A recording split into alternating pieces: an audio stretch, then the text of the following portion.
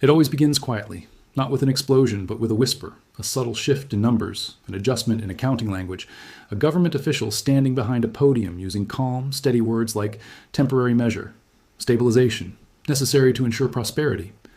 And the people always nod because it sounds reasonable, it sounds rational, it sounds like someone is in control. But history is a collection of echoes, and if you listen long enough, you start to hear patterns. Patterns in empires, in leaders, in markets, and in us. And perhaps the most dangerous pattern of all is the one we rarely recognize until it's too late, the debt spiral. Rome knew it. Weimar Germany lived it. Japan endured it. And now, the United States is brushing against its edges, trying not to look down. Debt is not inherently evil. Debt can build roads, fund armies, fuel innovation, and unlock prosperity. But debt has a pulse, a rhythm. It grows, it compounds, it demands. And when a civilization begins to rely on debt not as a tool, but as a life support system, the terms change. The rules shift. The clock starts ticking. People forget that the world we know, the stability, the convenience, the safety, is a story, a shared belief. Money is trust. Markets are trust. Governments are trust. And when trust is stretched too far, when the bill grows bigger than the belief, the story begins to unravel. Slowly at first, then suddenly. But the real tragedy is not the economic downfall itself. It's the human story behind it. The family in Rome who couldn't afford bread because coins were slowly filled with cheaper metals. The German workers carried wages home in wheelbarrows because prices changed faster than paychecks could be printed. The Japanese salaryman watches decades of wealth evaporate not through violence or crisis, but through quiet stagnation that drains hope 1 year at a time. And today, in the United States, something familiar is happening. The numbers are floating upward in silence. Trillions added like it's nothing. Interest payments are ballooning. Political promises are growing heavier, markets celebrating news that should terrify us, and the whisper is back. Temporary measure. Stabilization. Necessary to ensure prosperity. We are told everything is fine, that the system is strong, that growth will return, those things will normalize.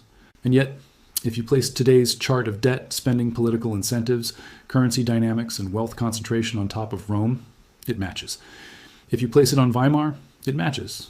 If you place it in Japan, it matches. This is not a conspiracy. This is math. History does not repeat, but human nature does. And so here we are, once again, in the familiar space between comfort and collapse, between denial and recognition, between this time is different and the realization that it never is. But this story is not about doom. It is about recognition, about awareness, about what patterns can teach us if we're willing to look. Because civilizations don't fall in a day. They unwind slowly, thread by thread, belief by belief, choice by choice. And if we understand the spiral, how it starts, how it accelerates, how it ends, we can step out of the repeating loop. The debt spiral is not just an economic pattern.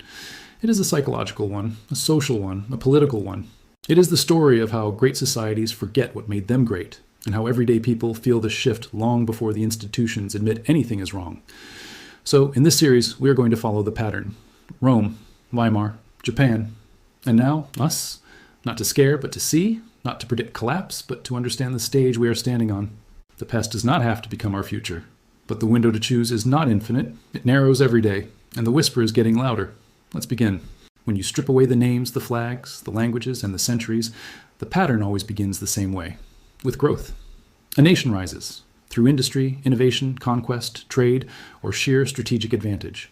Prosperity spreads, cities expand, people believe. The system feels strong because it is strong. Trust is high, productivity is high. The future feels like something that can be shaped. This is the upward slope, the era of real wealth creation. Rome's expansion across the Mediterranean, the industrial miracle of post-1871 Germany, Japan's technological bloom after World War II, the American century after World War II. In every case, these nations produced more than they consumed. They saved, invested, and reinvested. Wealth was something built, not borrowed. But growth carries a hidden cost, expectations. As people rise, lifestyles rise, comfort rises. And soon, comfort becomes normal. Growth becomes assumed. And that is where the pattern shifts. Eventually, every rising empire hits a ceiling. Resources stretch thin, military obligations expand, social promises multiply, political factions split. The economy slows, not because of failure, but because exponential growth cannot last forever. This is the pivot point. The moment where a civilization chooses between discipline and drift, and almost every time they choose drift. Here's how it happens. Growth slows, tax revenue slows, but public expectations do not slow. Leaders face a choice Either tell the population we must cut back or quietly turn to debt. And they always choose debt because it's the path of least resistance, because voters punish discipline but reward promises, because no leader wants to be the one who presides over austerity. So debt fills the gap. At first it seems harmless. Borrow a little here, a little there, borrow to build, borrow to defend, borrow to stimulate, borrow to avoid discomfort. The public barely notices. And how could they? Life goes on. Shops remain stocked, roads stay maintained, soldiers remain paid, benefits continue flowing. But beneath the surface, something fundamental changes. Money stops representing productivity and starts representing obligation. Debt is not free. Debt is a claim on the future. And once a society begins using tomorrow's resources to pay for today's stability, the spiral has begun. The next phase is normalization. The debt grows, but so does the story explaining it away. Debt is a tool. We owe it to ourselves. We can always print more. Other nations rely on our currency. There's no alternative. These stories work until they don't, because debt compounds, interest accumulates, payments grow faster than revenue. And so the state looks for new ways to keep the system running. Rome clipped its coins with cheaper metals. Weimar printed to cover war reparations and subsidies to a struggling workforce. Japan suppressed interest rates to keep the government affordable. The United States is now doing all three at once, but with a far grander scale. The pattern accelerates. More debt leads to more dependence. More dependence leads to political paralysis. No party can cut spending without losing power. No leader can raise taxes without being replaced. No institution can reverse course because the economy now requires borrowing to function. The system becomes locked in place. That's when inflation or stagnation appears, not as a crisis, but as a slow creeping consequence. Prices shift. Assets detach from reality. Wages lag. Savings erode. The middle class begins to feel squeezed, not destroyed, not ruined, just subtly pressured. A quiet tightening, a growing sense of strain, and people start to feel something they can't quite name. Things are getting harder, even though I'm doing everything right. That sentence, that emotion, is the exact moment in the pattern when civilization begins to sense the spiral. Not intellectually, emotionally, because debt spirals are not spreadsheets. They are psychological transitions. They shift how people trust, how they feel secure, how they plan for the future. They begin as math, but they end as identity. Rome did not fall when the coins were clipped. It fell when Romans stopped believing the coins meant what they once did. Germany did not collapse when inflation rose.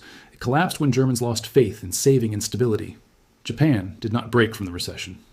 It was hollowed out, slowly by discouragement.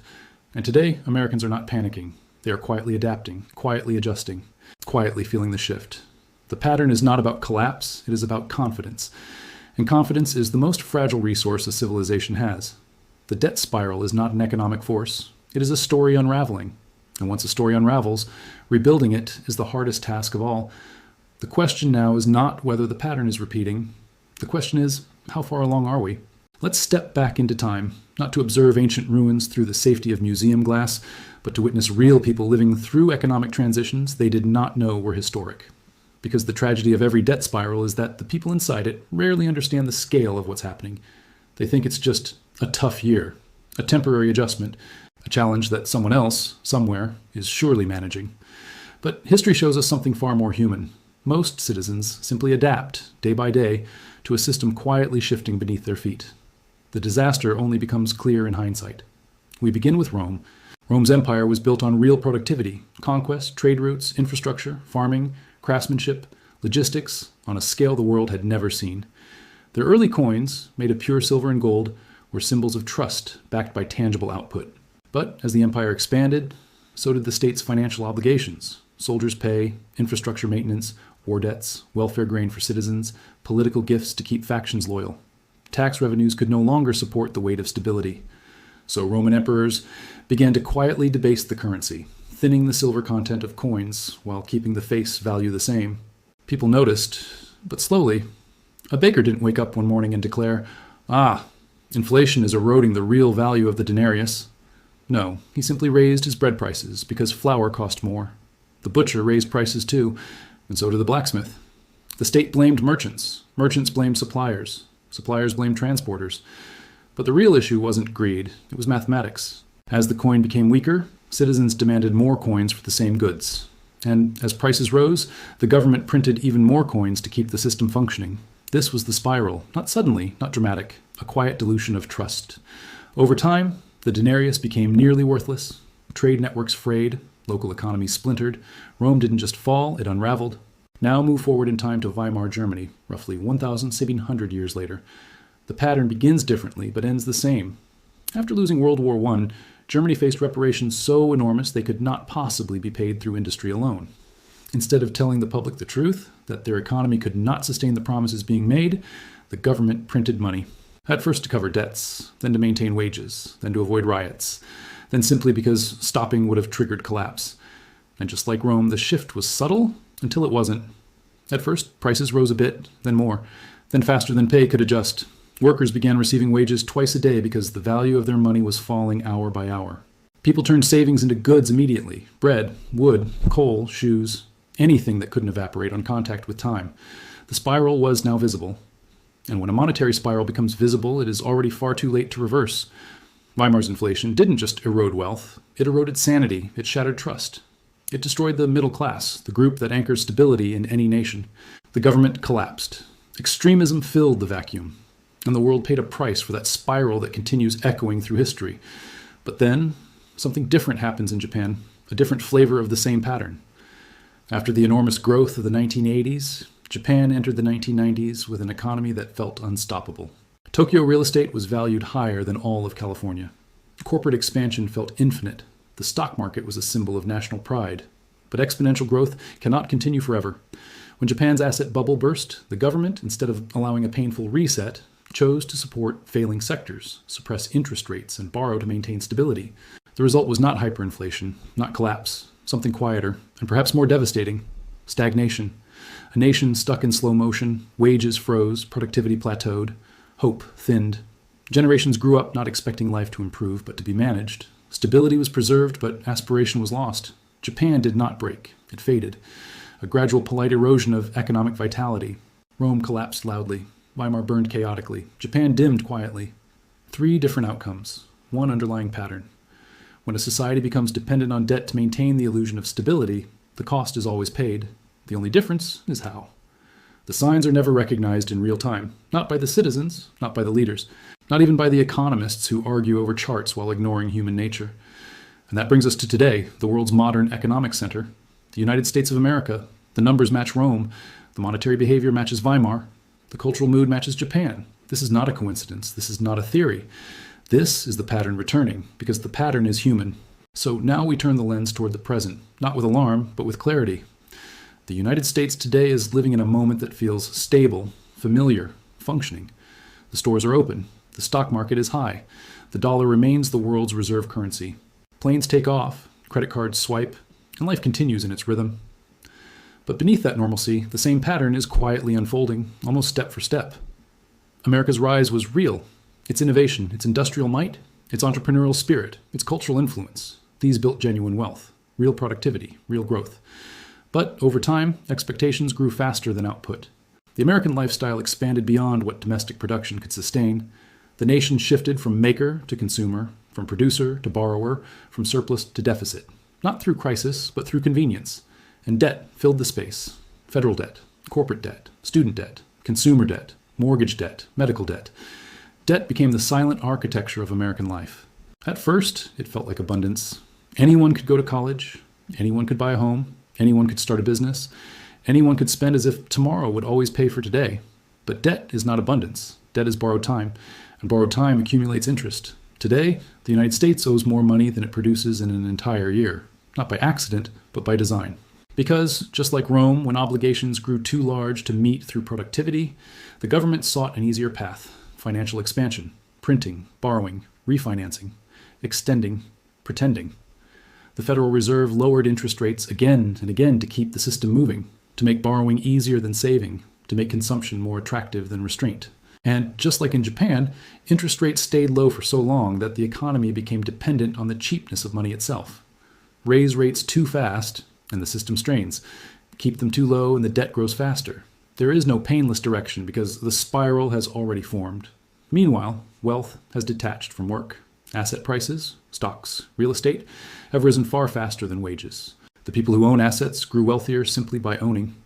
The people who work jobs fell behind simply by living. And somewhere in that quiet divergence, a cultural shift occurred. many Americans began to feel something they didn't quite know how to describe. A creeping sense that the future is no longer guaranteed to be better than the past. The same feeling Japanese citizens had in the late 1990s. The same feeling Romans had in the 3rd century. The same feeling German workers had after the first shock of inflation. It's not panic. It's not collapse. It's the soft erosion of confidence. Today, the U.S. government spends far more than it earns. Trillions are added to the debt every year. And the interest alone, the cost of carrying the past, now rivals the money spent on national defense. Think about the symbolism in that. The country is now paying almost as much to service yesterday's choices as it pays to protect itself today. That is what a late-stage spiral looks like. Not chaos, but imbalance. Not collapse, but distortion. And it is inside this distortion that ordinary people begin to feel the shift. Groceries cost more, houses are further out of reach. Healthcare is confusing and expensive. College debt hangs over entire generations, and wages chase prices that move faster than paychecks. But the headlines say everything is fine. The officials say everything is stable. The markets cheer every time interest rates drop or stimulus money flows, just like they did in Weimar, just like they did in Rome, just like they did in Japan. Because the system can no longer tolerate discomfort. It must be soothed, supported, stimulated. And every attempt to maintain stability now requires more debt than before. That is the definition of a debt spiral. The question is not whether the U.S. is in one. The question is where in the arc we are. Not early, because the debt already exceeds the economy. Not late, because trust in the dollar still holds strong worldwide. We are in the middle, the quiet middle, the part where everything still feels normal enough to deny that anything is happening, the part where people adapt rather than resist, the part where comfort acts as camouflage. But history tells us the middle is the point when decisions still matter. Once trust breaks, once the public begins to question the story underlying the money, once the narrative cracks, the descent becomes fast. Not because of economics, but because of human psychology. Everything we're discussing is not about charts and numbers. It is about belief. The U.S. still has time, but the window narrows, and the whisper grows louder. This is the part of the story where the numbers fade into the background, and what's left is the human impact, the quiet truth of how these patterns shape ordinary lives. Because history is not lived by governments. It is lived by people, families, workers, dreamers, people like us. When a society enters the middle stage of a debt spiral, life doesn't fall apart. It simply becomes heavier. Not catastrophic, just subtly harder. You can feel it when a meal out costs more than it used to, but you can't quite say when the price shifted. You feel it when savings don't stretch the way they once did, when rent rises faster than wages, when buying a home feels like chasing a horizon that keeps moving farther away, when the idea of getting ahead begins to feel like a memory from your parents' generation, not a promise for your own. This is what Rome felt like. This is what Japan felt like. This is what Weimar felt like before the panic, not despair, not chaos. Just a slow, quiet tightening around the everyday, a creeping erosion of ease. But there is something deeper happening too, something emotional, a sense of disorientation. We were raised to believe in certain truths. Work hard and you'll succeed. Save money and you'll be secure. Play by the rules and life will reward you. But when the system shifts, when the meaning of money changes, when the rewards tilt toward debt instead of discipline, when speculation pays more than effort, when luck matters more than labor, those truths begin to feel unstable. And when the foundational beliefs of a society shift, it affects everything: identity, dignity, purpose, confidence. Because money isn't just currency. It is how we measure time. It is how we convert our life into something tangible. When the value of money becomes uncertain, the value of time does too. Imagine working the same hours, the same job, the same effort, but every year, life costs more and your progress buys less. How does that feel? It feels like running on a treadmill someone else controls. No wonder so many people feel tired without understanding why. This weariness is not psychological weakness. It is the emotional footprint of an economic spiral. It shows up in how we think about the future. It shows up in how we talk about work. It shows up in the tone of the generation growing up right now. Less optimistic, more cautious, more anxious. But here's the part that matters most. Spirals are not just national. They are personal. A person can fall into their own debt spiral, spending to keep up, borrowing to maintain lifestyle, hoping that the future will catch up with the present. A family can do it. A community can do it. A government can do it. But the reverse is also true. A person can break the spiral. A family can build resilience. A community can restore trust. A nation can rewrite its trajectory. The debt spiral is not destiny. It is momentum. Momentum can be redirected, but only when we see it. So the emotional question becomes, what do we do with the knowledge? Do we panic? No. Panic is what ends civilizations. Do we deny? No. Denial is what accelerates spirals.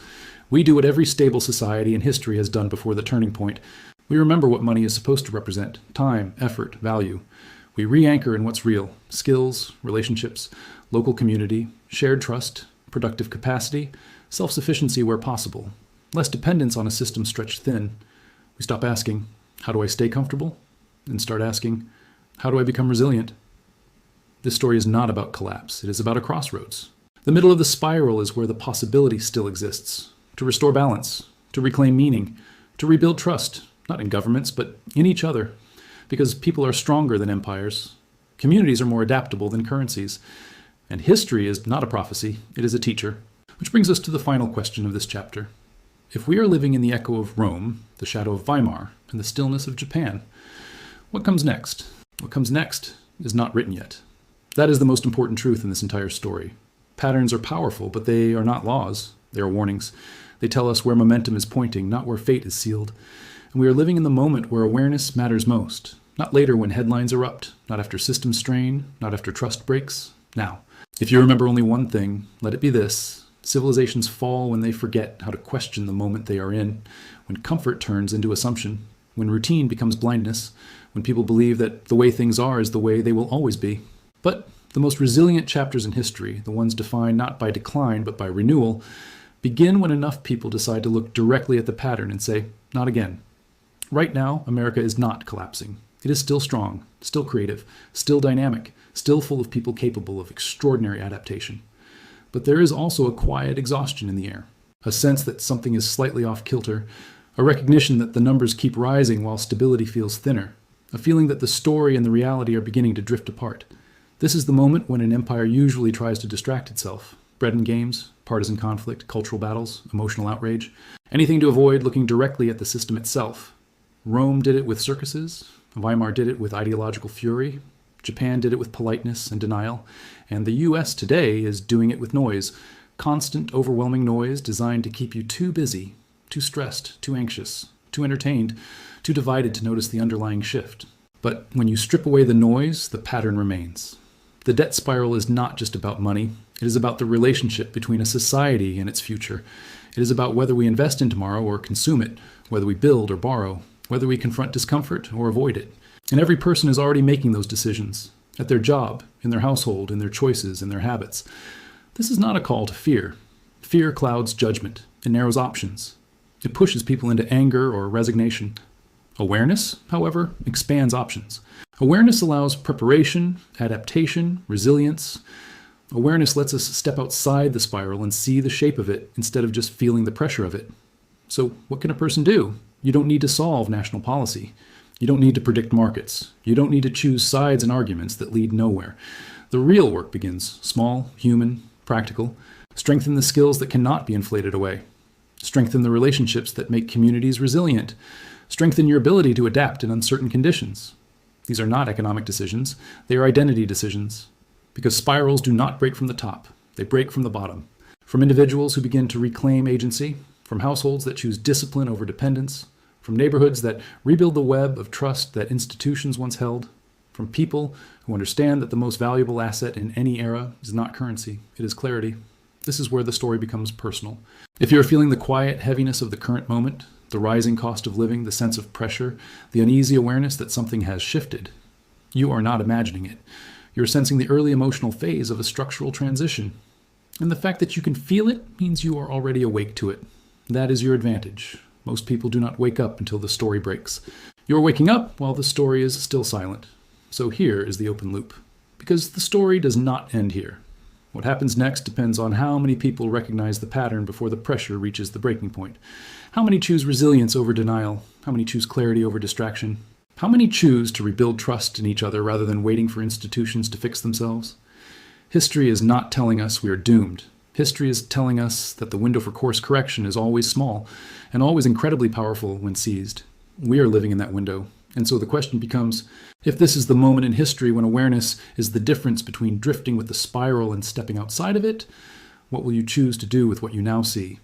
Hold that question. We are not done. More is coming.